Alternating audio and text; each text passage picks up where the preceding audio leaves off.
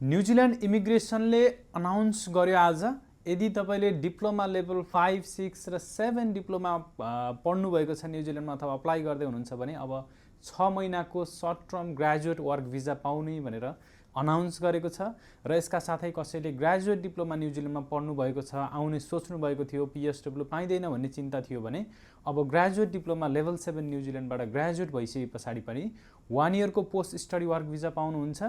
तर नेपालबाट 62 डिग्री अथवा ओभरसिज कन्ट्रीबाट 62 डिग्री कम्प्लिट गरेर ग्रेजुएट डिप्लोमा लेभल 7 गरेको खण्डमा 1 इयरको open post study work visa पनि मिल्ने भयो र डिप्लोमा पढेकोले पनि 6 महिनाको short term graduate work visa मिल्ने भएको हुनाले यो सबै पोलिसीको पार्टलाई हेर्दा न्युजिल्यान्डले अझै पनि इन्टरनेसनल स्टुडेन्टलाई वेलकम गर्न खोजेको, अलिकति स्टुडेन्टहरू बढाउन खोजेको छ। सो नजिकको एक्सेस एजुकेसनमा भिजिट गरेर जुन लेभलमा सक्नुहुन्छ 62 डिग्री र मास्टर्स डिग्री नै आउनुहोस् स्टिल, यदि नसकेको खण्डमा, रिक्वायरमेन्ट्स मिट नभएको खण्डमा, फाइनेन्सियली आफूलाई बर्डन भएको खण्डमा हजुरले अब डिप्लोमा लेभल 5 देखि लेभल 7 को कोर्सहरू अप्लाई गरेर पनि न्युजिल्यान्डमा आउनुहुन्छ। सो यो खुसीको खबर सबैजना न्युजिल्यान्ड अप्लाई गर्ने साथीहरूलाई सेयर गरेर